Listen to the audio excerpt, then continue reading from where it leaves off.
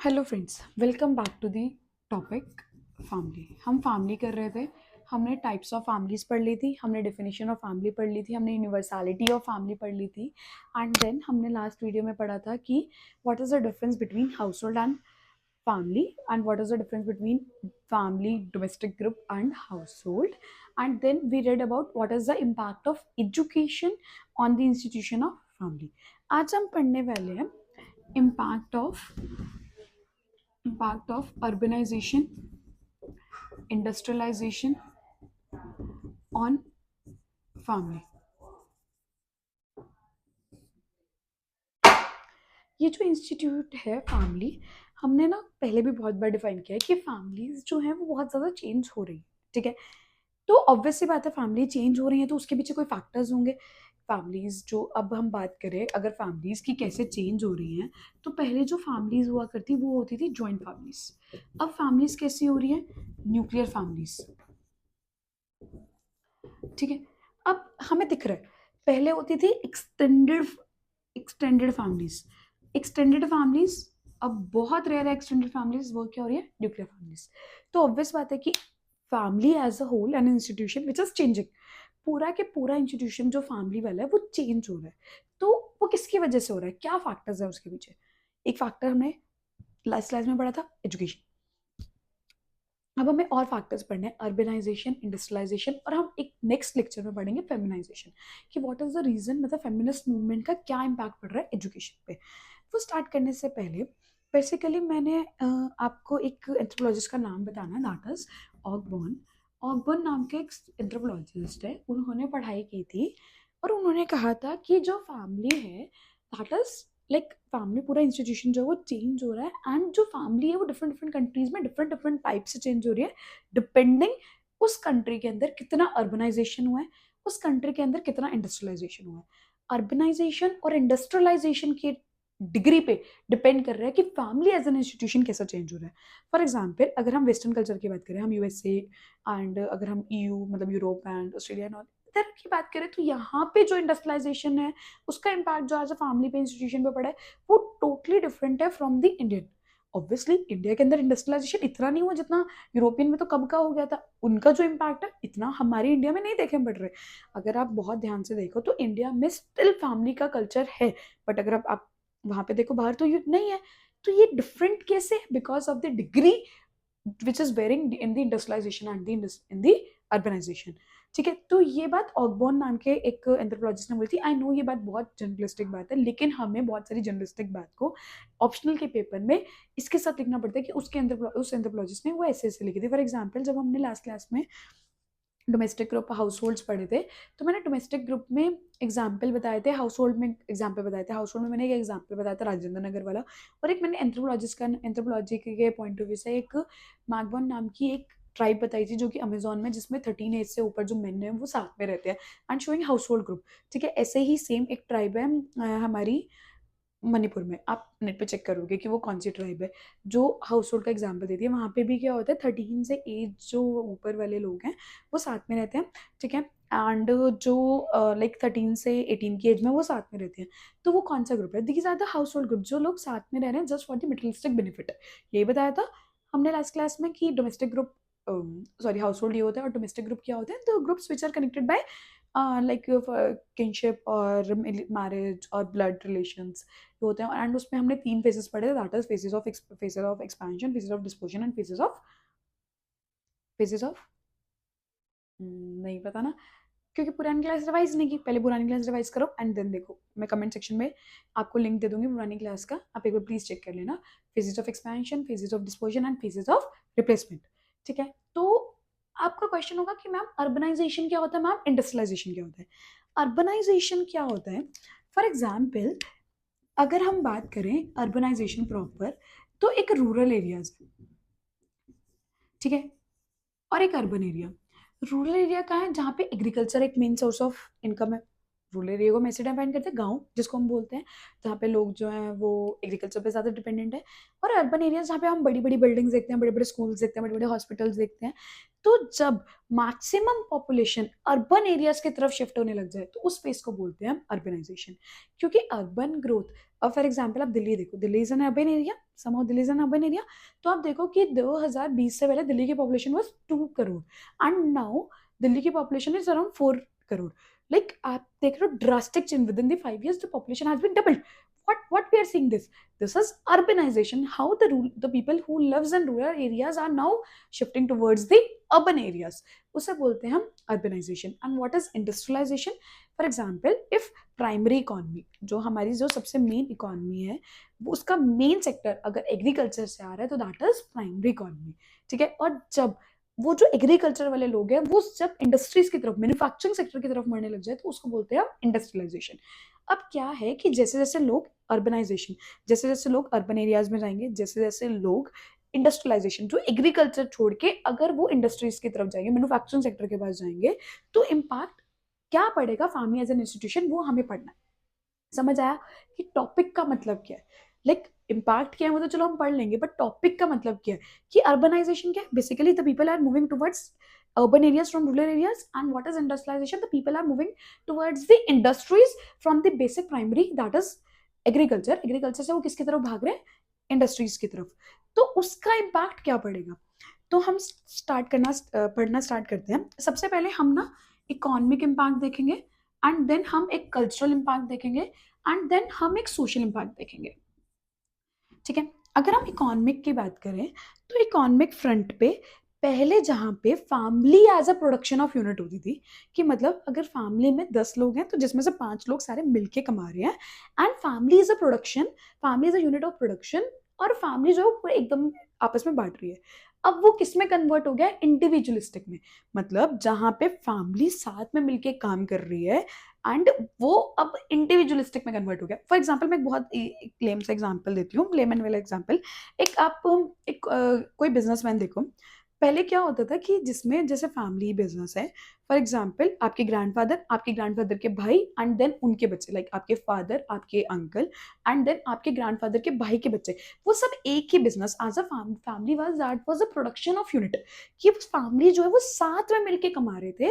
अब वो किस में कन्वर्ट हो गया? इंडिविजुअलिस्टिक में। मतलब अब जो आपके ग्रैंड पेरेंट और ग्रैंड पेरेंट के भाई थे, अब उनके बच्चे जो हैं, मे बी वो एक उनमें से 1% फैमिली बिजनेस संभाल रहा हो, but now they are moving towards individualistic perspective, कि मतलब कि एक बंदा था, अब वो एक बंदा बिजनेस में, बाकी के 2 बंदे जो बाहर जाके कहीं और रन कर रहे हैं।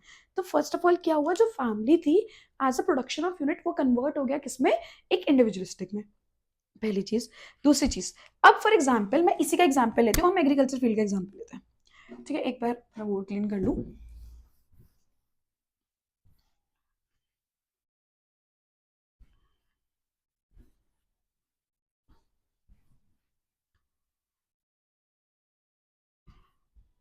ओके, हम ना एक मैं एग्जाम्पल ले रही हूँ एग्रीकल्चर का, ठीक है। एग्रीकल्चर फील्ड थी, ठीक है। यहाँ पे क्या हो रहा था? एक फील्ड थी, जब इसके अंदर आपके पापा, आपके पापा के भाई, मतलब आपके अंकल एंड ऑल, एंड वो सब जब मिलके जो इसमें प्रोडक्शन ऑफ यूनिट कर रहे थे, तो अब क्या हुआ? ये इंडिविजुअल हो गए, मतलब ये बाहर चले गए। तो क्या क्या ये घर से डिस्टेंस आ गया? मतलब जब वहां पे वो फैमिली के साथ में रह के बिजनेस कर रहे थे, अब वो क्या हो रहे हैं? फैमिली से दूर जा रहे हैं। अगर फैमिली से दूर जा रहे हैं, थर्ड चीज क्या आ गई? माइग्रेशन। फॉर एग्जाम्पल अगर वो रूरल एरियाज में, विलेजेस में अगर वो पैसे अर्न कर रहे हैं, तो अब ये जो भाई है वो कहाँ चला गया? अर्बन एरिया में। माइग्रेशन आ गया, डिस्टेंस आ गया, तो क्या हो गया? अब क्या हो गया? ट्रांसपोर्टेशन। ट्रांसपोर्टेशन की वजह से क्या आ गया? अब जो ये एग्रीकल्चर यहाँ पे था, अब वो इजी पहुंच गया पर अर्बन एरियाज में पहुंचना। समझ आया कि इकोनॉमिक इम्पैक्ट क्या है? कि जहाँ पे प्रोडक्शन यूनिट जो थी वो फैमिली थी, अब वो इंडिविजुअलिस्टिक हो गई। इंडिविजुअलिस्टिक होने की वजह से क्या हो गए? वो फैमिली से थोड़ा दूर हो गए। अब वो इतना दूर हो गए कि वो माइग्रेट कर गए, या तो फॉरेन एरियाज में, या अर्बन एरियाज में, या दूसरी सिटीज में। For example the person living in Delhi, हम अर्बन एरियाज में लेते हैं। Person living in Delhi, Delhi में थे, फैमिली दिल्ली में रह रही थी, बट उसकी जॉब लगी बेंगलोर में, एंड नाउ वो बेंगलोर में जाके रह रहा है। माइग्रेशन हो गया, एक अर्बन एरिया से दूसरे अर्बन एरियाज में भी हो गया। अर्बनाइजेशन फिर और ज्यादा डेवलप हो गई। पहले क्या था कि फॉर एग्जाम्पल अगर मदर डॉक्टर है, फादर डॉक्टर है तो उनके बच्चे भी क्या होंगे, जनरली वो भी क्या होंगे, डॉक्टर्स। बट अगर अगर हम बात करें, अगर मदर फादर दोनों ही डॉक्टर हैं तो बच्चे क्या हैं, अगर उनको एक्टर पसंद है तो वो एक्टिंग में जा रहे हैं, अगर उन्हें उन्हें टीचिंग पसंद है तो वो टीचर बन रहे हैं, उन्हें आईएएस ऑफिसर्स बनना है। अब एक डाइवर्सिफाइड फील्ड हो गई है कि अब डॉक्टर भी डॉक्टर से मैरिज नहीं कर रहा, वो टीचर से मैरिज कर रहा है, वो आईएएस ऑफिसर से शादी कर रहा है। तो मतलब जहां पे फैमिली का एक ही बिजनेस होता था, अब क्या हो गया, इंडिविजुअलिस्टिक डिफरेंट डिफरेंट बिजनेस हो गए, मतलब डिफरेंट डिफरेंट इनकम आ गई। अब जहां पे डिफरेंट इनकम आएगी तो वो क्या सोच रहे हैं कि हम एक डिफरेंट हाउस होल्ड स्टैब्लिश करें। वही मैंने क्यों स्टार्टिंग में हाउस होल्ड समझाया था, हाउस होल्ड का मतलब क्या था, अलग से रहना, कोई फैमिली रिलेशन ना होने के भी। अब ये पर्सन माइग्रेट करके रहेगा दूसरी जगह पे, अभी किसके साथ रहेगा, जो दूसरे एक्टर्स होंगे उनके साथ। समझ आया, एक नया हाउस होल्ड बिल्डअप हो गया। अब जो फैमिली ग्रुप थी वो किसमें कन्वर्ट हो गई, हाउस होल्ड में। इकोनॉमिक इम्पैक्ट समझ आया कि फैमिली कैसे चेंज हो रही है। Nice, thank you. I know आप लोगों से लग रहा होगा कि हाँ टॉपिक हो गया, समझ आ गया। अब इसके बाद हम पढ़ते हैं कल्चरल इम्पैक्ट। अगर मैं कल्चर की बात करूं तो पहले क्या था, मैं ना थोड़ा सा इसके अंदर सोशल एंगल भी इकट्ठे डाल रही हूँ। क्या है, पहले क्या था कि ग्रैंड पेरेंट्स जो होते थे वो घर पे रह के बच्चों की केयर करते थे। बट अब क्या हो गया है, अब न्यूक्लियर फैमिलीज आ गई हैं। न्यूक्लियर फैमिलीज आने की वजह से क्या हो गया, न्यूक्लियर फैमिलीज आ गई हैं तो अब क्रैचेस, डे स्कूल जैसी चीजों के आगमन हो गया। क्रचेस, डे स्कूल जैसे इंस्टीट्यूशन स्टैब्लिश हो गई हैं। पहले क्या था, ग्रैंड पेरेंट्स, तो क्या हो गया, जहां पहले ज्वाइंट फैमिली की एक नीड पड़ती थी किस चीज के लिए, कि एटलीस्ट बच्चों का केयर करने के लिए, अब वो किसमें कन्वर्ट हो गया, क्रचेस के पास चले गए हैं।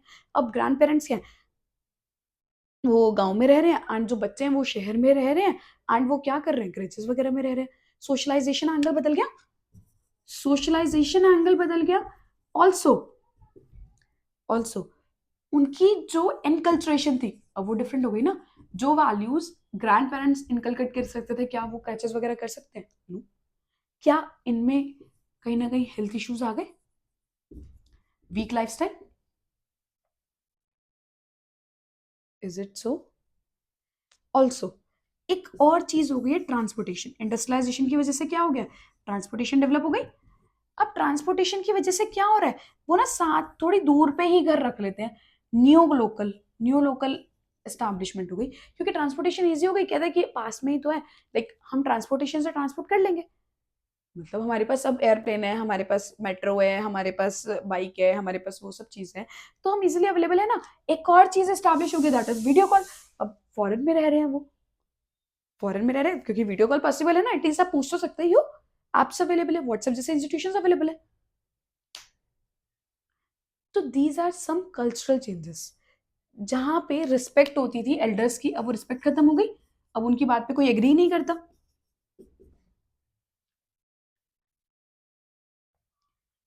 सोशल चेंजेस क्या आ गया है, सिंगल पेरेंट का कॉन्सेप्ट आ गया, डिवोर्स रेट बढ़ गया,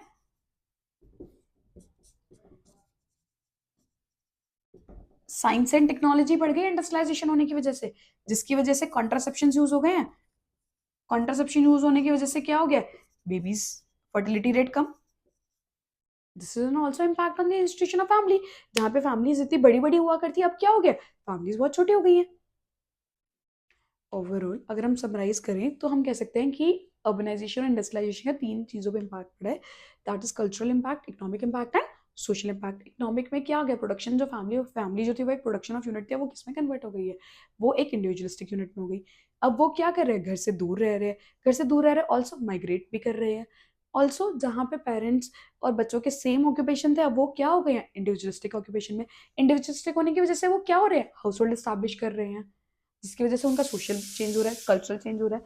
कल्चर में क्या डिफरेंस आया, पहले जनरेशन क्या होती थी कि ग्रैंड पेरेंट्स होते थे, ग्रैंड पेरेंट्स ध्यान रखते थे बच्चों का। अब बच्चे ध्यान रखते नहीं है, अब वो किस में कन्वर्ट हो गए हैं, अब वो कहाँ पे जा रहे हैं, वो क्रेचेस में जा रहे हैं, अब वो डे केयर में जा रहे हैं, जिसकी वजह से बच्चा एज एन इंस्टीट्यूशन खराब हो रहा है।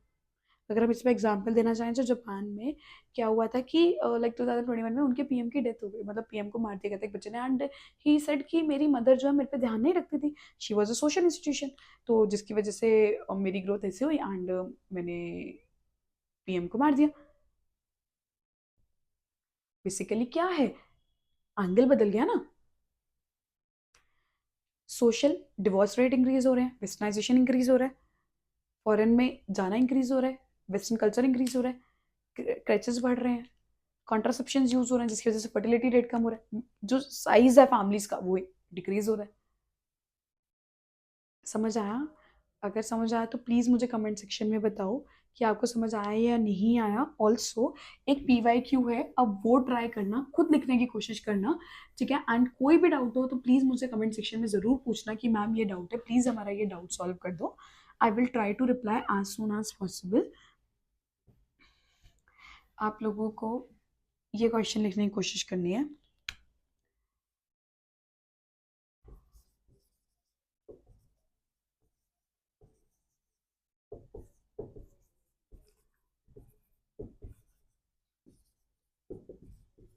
आप चाहो तो प्लीज़ कमेंट सेक्शन में मुझसे चेक भी करवा सकते हो आंसर्स लिख के।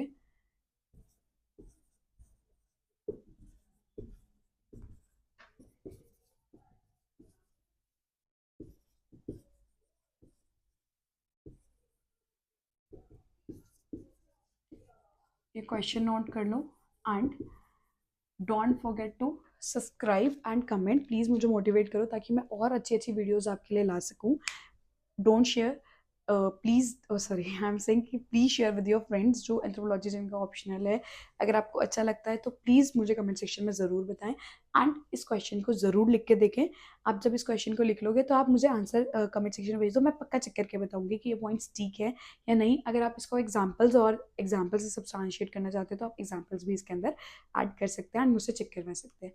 कमेंट सेक्शन में पूछ सकते हैं आप कुछ भी and I reply with in like 24 और 48 hours, max to max 48 hours, but 24 hours में रिप्लाई कर देती हूँ। Thank you so much.